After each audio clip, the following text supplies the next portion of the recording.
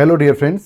अभी नवंबर 23 में जो एग्ज़ाम होने वाला है सीए इंटर स्टूडेंट्स का, उसमें मैं इनकम टैक्स में किस तरीके से आपको अटेम्प्ट करना है पेपर को, एग्ज़ाम हॉल के समय बैठते हैं तो कैसे प्लानिंग करना है, और अभी जो इतने दिन आपको बचे हुए हैं उसमें क्या सोचना है, किस तरीके से तैयारी करना है, तैयारी कुछ कम हुई है तो कैसे सोचना है, उस सब के बारे में बताऊंगा। स्पेशली इनकम टैक्स के बारे में बताऊंगा और जीएसटी के बारे में अभिषेक सर आपको बताएंगे।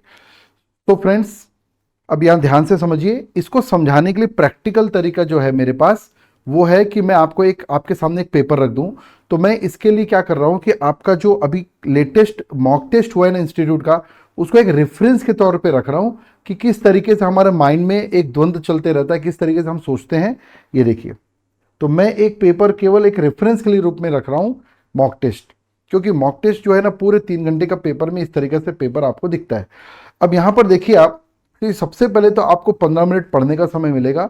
तो 15 मिनट का जब पेपर पढ़ने का समय मिलेगा तो इनकम टैक्स जीएसटी के पूरे 15 मिनट को तेजी से पूरे पेपर को पलटा लीजिए आप। इससे फायदा क्या होगा, या तो आपको पूरा पेपर बन रहा होगा लगभग लगभग, तो आपको शुरू से स्पीड मेंटेन करनी है। और कई बार बच्चे क्या होते हैं, उनको दिखता है कि हमसे सर कुछ क्वेश्चन नहीं बन रहे हैं, पहला क्वेश्चन ही नहीं बन रहा है, कुछ क्वेश्चन नहीं बन रहे, या मैं 70 नंबर का ही बना पाऊंगा इसमें, तो वो डिप्रेस हो जाते हैं। उसको एक अपॉर्चुनिटी की तरह लीजिए। अगर आपसे कुछ क्वेश्चन नहीं बन रहे हैं तो सर इसमें अपॉर्चुनिटी क्या हुई, बिल्कुल अपॉर्चुनिटी है कि अब आपका टाइम बच गया। अगर आपको लग रहा है कि यार कोई चैप्टर मेरा बिल्कुल ही खराब है, मेरे को समझ ही नहीं आया, और मेरे को अब इसमें जो है ना, मेरे को 70 नंबर का ही बना पाऊंगा, तो इसमें अपॉर्चुनिटी क्या है ये बात समझना। इसमें अपॉर्चुनिटी बहुत सीधी सीधी है। Just a moment. इसमें अपॉर्चुनिटी बिल्कुल सीधी है कि आपके पास 30 नंबर के टाइम बच गया, तो उस टाइम को भी आप 70 नंबर में इनपुट करके बहुत बढ़िया पेपर बना सकते हैं। क्योंकि टाइम जो हमको कम पड़ता है, और उस टाइम को उसमें डालकर हम बेहतरीन पेपर बना सकते हैं। और अगर आपसे पूरा बन रहा है तो शुरू से स्पीड मेंटेन कीजिए, और मैं आपको प्लानिंग बताऊंगा कि कितने पेपर आते हैं, किस तरीके से क्वेश्चन आते हैं और कैसे हमको सोचना है। अब देखिए, सबसे पहले मैं इनकम टैक्स की बात कर रहा हूं यहाँ पर 60 मार्क्स के लिए। तो 60 मार्क्स में जो पहला ही आपका एमसीक्यूज रहेगा वो 18 मार्क्स का रहेगा। अब 18 मार्क्स के एमसीक्यूज में लोग गलती क्या करते हैं, बात समझिए। उनको लगता है कि एमसीक्यूज जैसा थ्योरी पेपर में रहता है इनकम टैक्स का भी वैसा रहेगा, ऐसा नहीं है।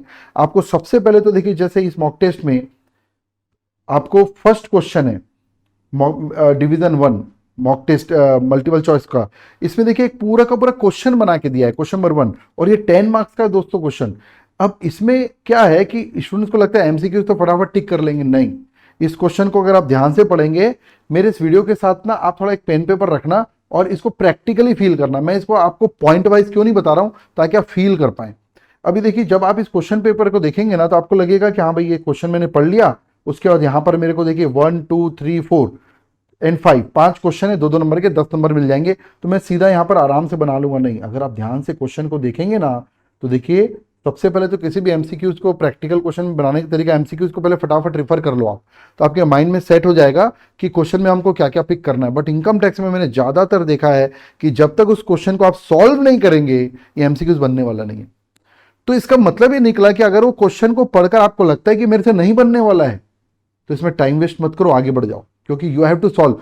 केवल आप एज क्या ले सकते हैं मालूम है, आप केवल एज ये ले सकते हैं कि अगर इस क्वेश्चन को सॉल्व करने वाला नॉर्मल डिस्क्रिप्टिव क्वेश्चन होता, तो उस केस में आपको प्रॉपर हेडिंग डालकर, लाइन ड्रॉ कर कर, पर्टिकुलर्स का कॉलम डालकर अच्छे से बनाना पड़ता है। It will take time. अब आपको यहां पर यह है कि आप इसको रफ में बना सकते हैं, बस इतना ही एज मिलेगा आपको। इससे आपका कुछ टाइम बच जाएगा, लेकिन बनाना पूरा ही पड़ेगा। मैं आपको समझाता हूं कैसे। अब इस क्वेश्चन पेपर को ध्यान से देखिए। इस क्वेश्चन को, इसमें मिस्टर सुनील का एक सीनियर मैनेजर है, कहीं काम करता है, वहां पर अर्निंग दिया है, बेसिक पे, dearness allowance, HRA, transport allowance, personal allowance, पूरी इनकम दिया है, और इधर खर्चे दिया है प्रोफेशनल टैक्स का, और यहां पर पूरी डिटेल दिया है। चिल्ड्रन एजुकेशन अलाउंस दिख रहा है मेरे को। मैं बहुत पेपर को डिस्कशन का वीडियो नहीं है, मैं आपको फील कराने के लिए इसको रेफरेंस के रूप में रखा हूं। अब इसको पूरा पढ़ने के बाद जब पहला ही क्वेश्चन आप पढ़ेंगे, तो क्या लिखा हुआ है, what would be amount of income chargeable under that salary. तो भैया सैलरी हेड की अगर इनकम चार्जेबल करना है तो पूरे क्वेश्चन को सॉल्व ही करना पड़ेगा। ध्यान रखना, थ्योरेटिकल पेपर का एमसीक्यूज और इसके एमसीक्यूज में बहुत फर्क है। हाँ, इसके कुछ सेपरेट एमसीक्यूज में कुछ एक आध ऐसी चीज हो सकती है, जैसे रिटर्न फाइलिंग का या टीडीएस का कोई ऐसा क्वेश्चन आ जाए जो देखते ही बन जाए, बट नॉर्मली ऐसा नहीं होता। You have to solve.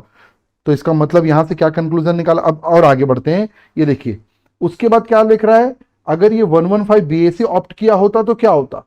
इसका मतलब आपको उसमें ये देखना है कि 115 बीएससी में कौन सा डिडक्शन नहीं मिलेगा। उसके बाद फोर्थ में तो आपसे टैक्स पूछ रहा है, मतलब ये complete total income with tax calculation का क्वेश्चन है।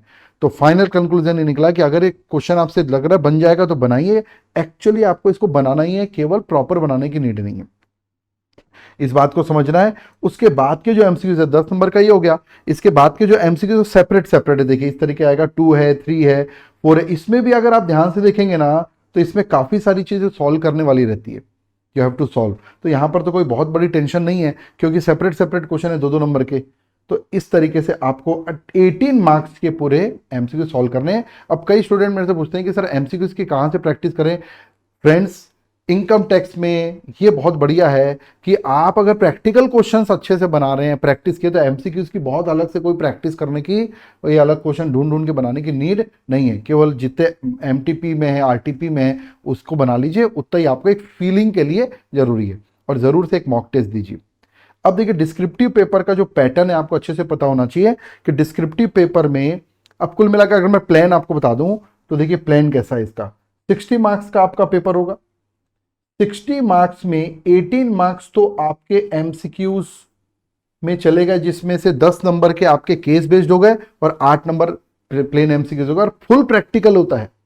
देन बचे हुए जो आपके 42 मार्क्स है, 42 मार्क्स जो बचे हुए हैं वो जो है वो 14 मार्क्स का एक एक क्वेश्चन आएगा, जिसमें कैटेगरी ए और बी भी बांट सकता है। और फर्स्ट क्वेश्चन जो रहता है उसका वो बिल्कुल ऑप्शनल नहीं रहता, कंपल्सरी रहता है। जैसे यहां दिख रहा है, देखिए question number 1 is compulsory. Again अब ये मैं बात करता हूं क्वेश्चन नंबर 1 क्या आता है। 99% question number 1 total income calculate करने का आता है। मतलब आपके जो सिलेबस है उसमें computation of total income and tax liability. अब इस क्वेश्चन में कई सारे स्टूडेंट डिप्रेस हो जाते हैं।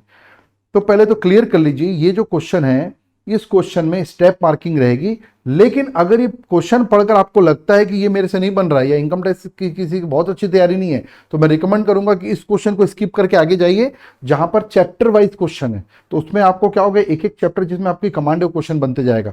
अभी देखिए पहला क्वेश्चन जो है वो टोटल इनकम करेगा। अगर मैं अंत में देखूँ यहाँ पर बड़े क्वेश्चन का एक और तरीका मैं आपको बता रहा हूं, जब आप क्वेश्चन पढ़ते हैं ना उससे पहले आप क्या करना है पढ़ लीजिए। You are required to compute total income and tax liability, mind set हो जाएगा। 90% तो यही क्वेश्चन आएगा टोटल इनकम निकालने का। और टोटल इनकम निकालने क्वेश्चन आएगा तो इसका मतलब समझ लीजिए उसमें आपको हर हेड का, डिडक्शंस का, टैक्स कैलकुलेशन की पूरी जानकारी होनी चाहिए। हालांकि ज्यादातर केस में ये पीजीबीपी बेस्ड रहेगा या सैलरी बेस्ड रहेगा।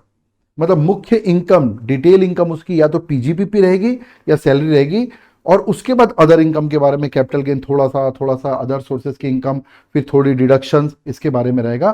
तो ये ध्यान रखिएगा। तो अगर ये पेपर पढ़ के जो 15 मिनट शुरू में आप लगाते हैं, ये सब देखना है कि अगर ये क्वेश्चन लगता है टफ है तो इसमें इस 14 नंबर को देखकर लालच में मत आ जाना।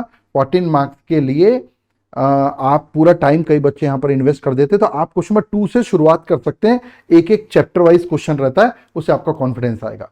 अब मैं आपको बात करता हूं कि पहला क्वेश्चन तो कंपलसरी है, उसके बाद 2 क्वेश्चन आपको बनाने हैं बचे हुए 3 में से। तो 2 क्वेश्चन मतलब टोटल मिला के 2 यहां से बनाने, 1 इससे बनाने, तो 3 क्वेश्चन 14 मार्क्स का आएगा। 42 मार्क्स वो कवर हो जाएगा आपका, और 18 मार्क्स के एमसीक्यू। सिंपल ये पैटर्न रहेगा आपका।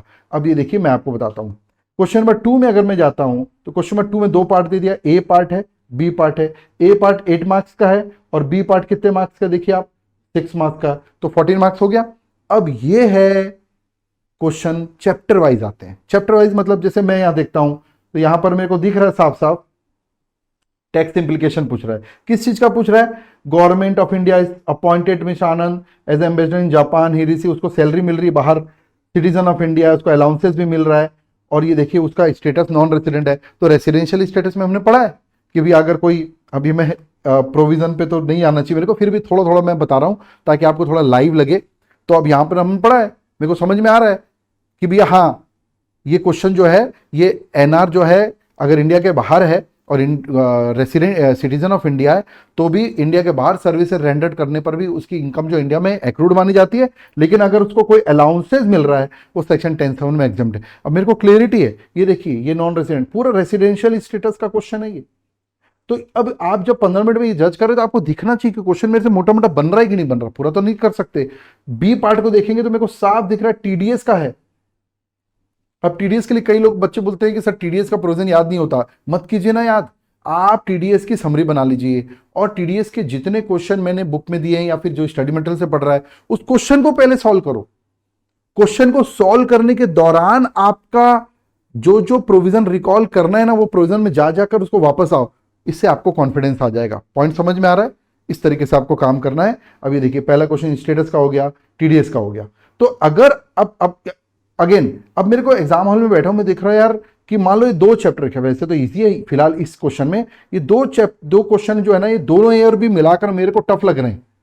तो अब आपके पास सेकंड क्वेश्चन को एक क्वेश्चन छोड़ने का ऑप्शन आ गया। पॉइंट, ये प्लानिंग शुरू के 15 मिनट में आपकी हो जानी चाहिए, काफी स्पीड आएगी आपके पेपर में। उसके बाद देखिए क्वेश्चन नंबर 3 हो गया, इसका भी ए पार्ट कितने मार्क्स का है आपका, 6 मार्क्स का है, बी पार्ट कितने मार्क्स का है, 4 मार्क्स का है, तो एक पार्ट और ऐड कर दिया। तो इसका कोई फिक्स रूल नहीं, ए बी सी या ए बी इसमें पार्ट कर सकता है। जनरली ऐसे क्वेश्चन स्टूडेंट फ्रेंडली होते हैं क्योंकि इसमें छोटे छोटे सेगमेंट में रहते हैं और सेगमेंट कोई नहीं बन रहा है तो आप उसको स्किप करेंगे तो बहुत ज़्यादा लॉस नहीं होगा। तो फ्रेंड्स अब यहाँ पर देखिए आपको प्रॉपर दिखेगा कि यहाँ पर ये देखिए रेसिडेंशियल स्टेटस का दिख रहा है क्वेश्चन मेरे को, है ना। और उसके बाद यहाँ पर proprietor own machine put to use for the business, अब यहाँ पे देखिए डेप्रिसिएशन का क्वेश्चन मेरे को दिख रहा है। अगर डेप्रिसिएशन में कॉन्फिडेंस है तो 4 नंबर मिल जाएगा आपको। फिर यहाँ पर as a residential house property HP head का दिख रहा है। तो लगभग पूरे पेपर में ना छोटे छोटे मार्क्स करके पूरा का पूरा अब क्वेश्चन हमसे पूछ लिया जाता है। अब कई स्टूडेंट्स को लगता है कि सर इनकम टैक्स में हम कुछ सेलेक्टिव स्टडी कर लें। देखिए फ्रेंड्स, इनकम टैक्स में सेलेक्टिव स्टडी की गुंजाइश होती ही नहीं है। आपसे तो इंस्टीट्यूट पहले क्वेश्चन में जज कर लेगी कि आप कौन कौन सी एरिया में वीक है, ठीक है।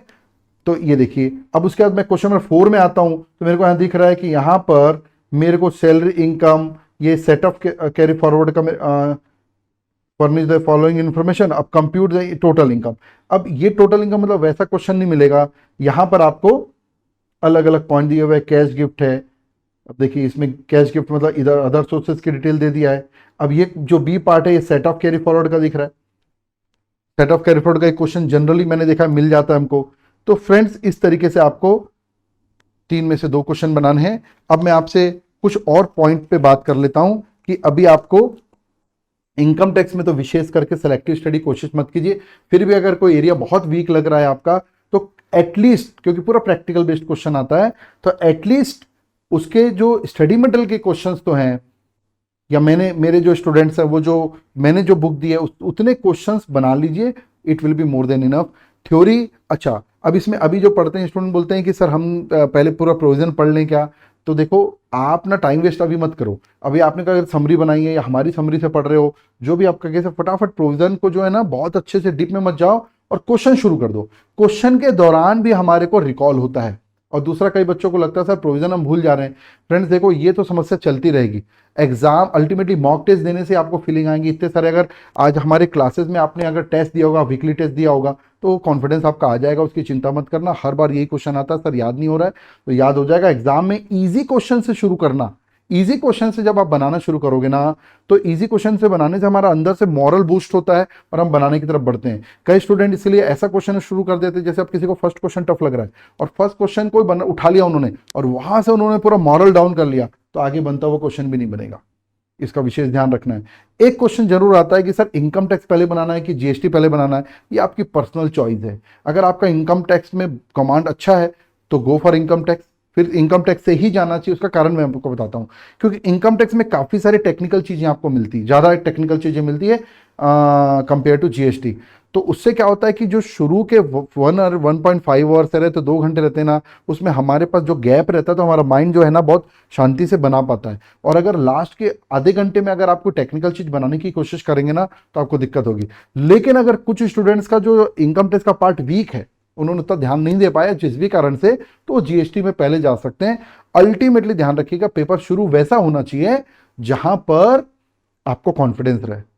और दोस्तों टैक्सेशन के पेपर में ध्यान रखना, कई लोग टफ बोलते हैं, लेकिन टैक्सेशन के पेपर में पास होने का तो पूरा जुगाड़ होता है। कितना भी टफ पेपर आ जाए, 18 नंबर की एमसीक्यू इधर आएगी, पॉइंट समझ में आ रहा है? 12 नंबर की जीएसटी में एमसीक्यूज आएगी। जीएसटी की एमसीक्यूज तो थोड़ी आसान रहती है इनकम टैक्स से, वहां इतनी सॉल्यूशन वाला मैटर नहीं रहता।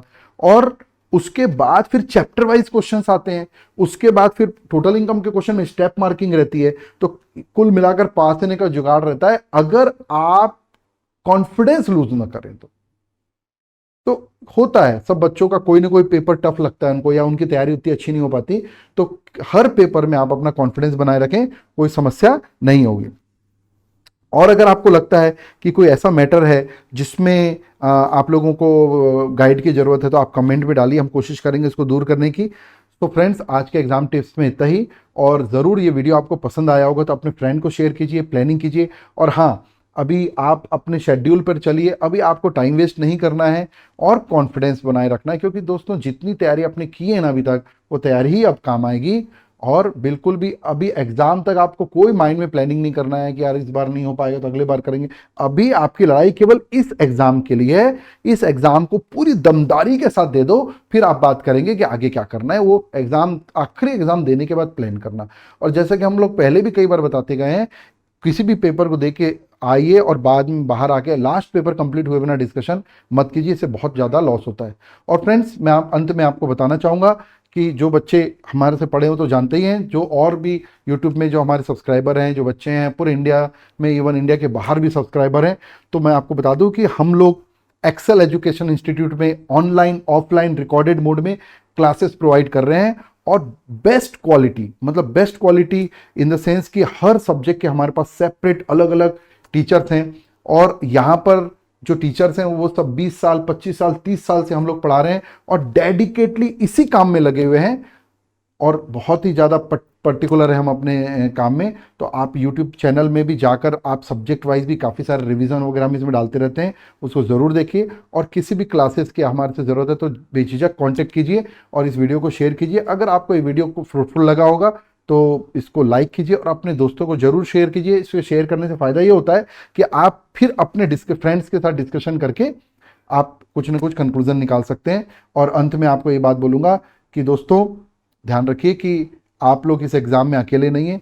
आप पूरी टीचर्स की टीम, जहाँ से भी आपने पढ़ा होगा, वो टीम आपके साथ लगी हुई है और आपके फ्रेंड्स आपके साथ लगे हुए हैं। बस आपको हिम्मत नहीं हारना है और इस एग्ज़ाम को, क्योंकि साइकोलॉजिकल प्रेशर तो एग्ज़ाम देगी ही देगी, हर बार देती है, तो प्रेशर में नहीं आना है, माइंड को ठंडा रखना है और एग्ज़ाम को बेस्ट पॉसिबल वे में बनाना है। और फिर बाकी भगवान के ऊपर छोड़ देना है और फिर एग्ज़ाम के बाद फिर प्लानिंग करना है कि आगे हमको क्या करना है। फ्रेंड्स, बहुत बहुत धन्यवाद इस वीडियो को देखने के लिए। और फिर से अंत में गुजारिश करूंगा कि इस वीडियो को आप शेयर कीजिए, ज़्यादा से ज़्यादा लाइक कीजिए और चैनल को सब्सक्राइब कीजिए। Thank you.